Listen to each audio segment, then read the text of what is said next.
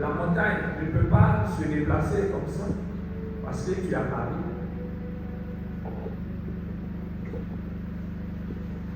La montagne ne peut pas t'obéir parce que tu as parlé.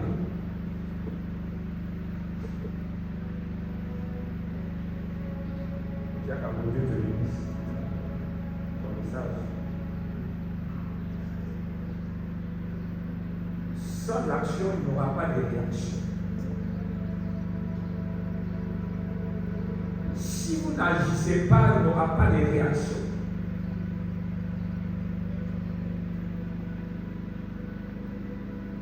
Je dis souvent que les choses tombent du ciel.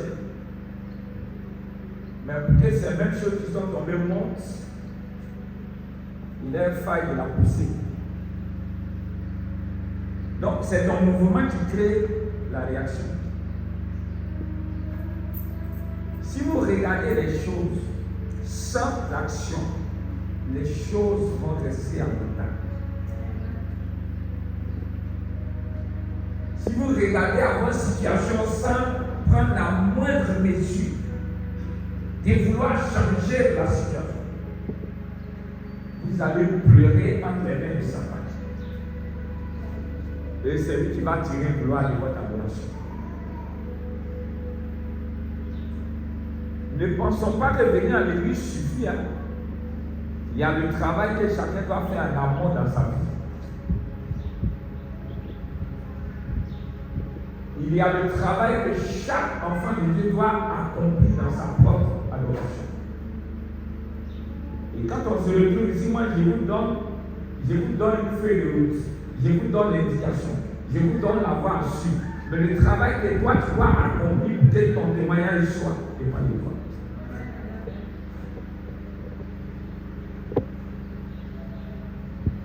Alléluia.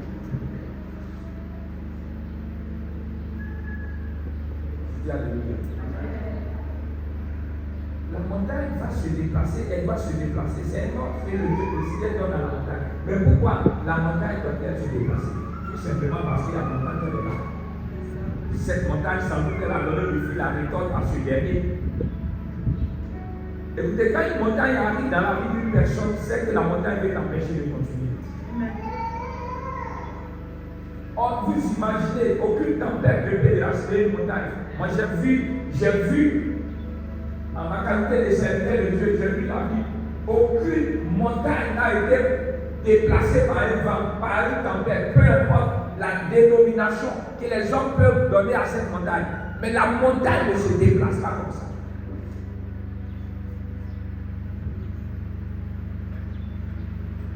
Alléluia.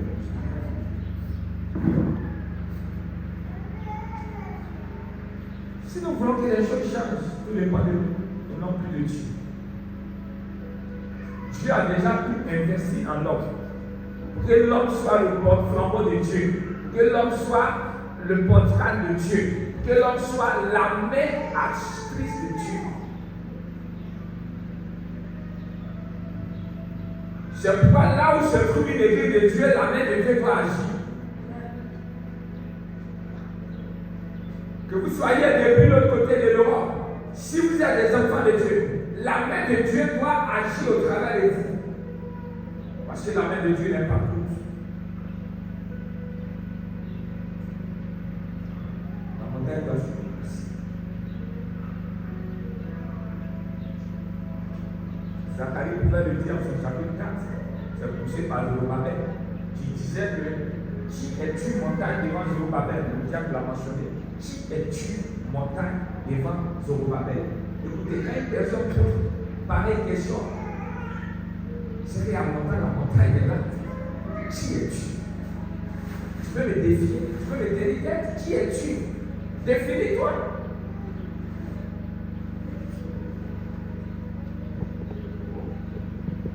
Définis-toi, montagne. Je dois te dire une chose. Dieu ne fait rien avec ceux qui ne veulent rien faire. C'est pourquoi si vous venez à l'église en tant qu'enfant, tanti, sans toutefois vouloir agir dans le monde spirituel. Parce que être chrétien, c'est être travailleur pour Dieu. Être chrétien, c'est être fonctionnaire du royaume. Être chrétien, c'est être soldat du royaume. Mais si vous êtes soldat de Dieu et que vous n'êtes pas à votre poste, si vous êtes soldat de Dieu et que vous n'êtes pas à l'endroit où Dieu vous désire, ne vous attendez à rien de Dieu.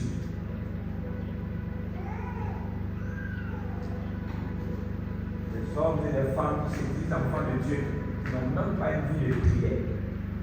La seule chose qu'ils savent faire, c'est d'attendre de Dieu.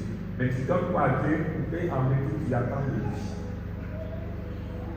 Il dit celui qui arrose sera arrosé.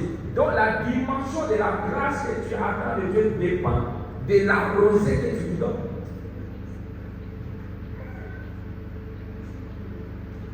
Tu as arrosé, tu suis là pendant combien de temps?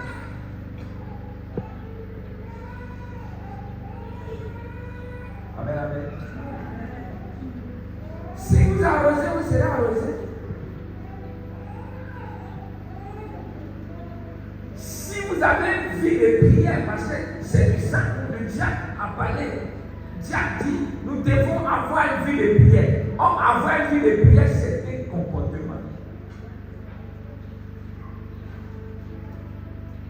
Avoir une vie de prière, c'est transporter la prière partout où on va. Parce que la prière devient votre vie. La prière devient votre respiration. La prière devient votre motivation. La prière devient vos objectifs.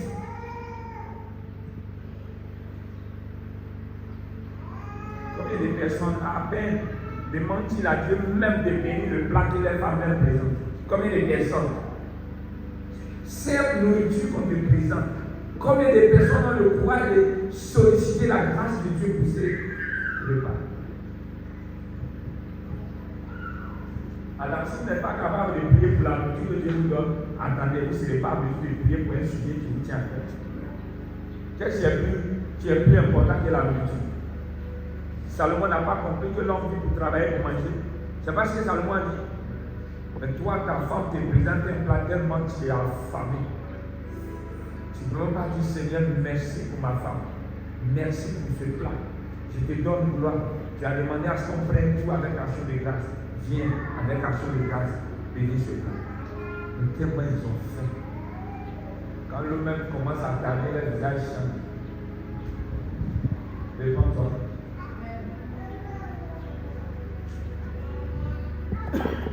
Alléluia.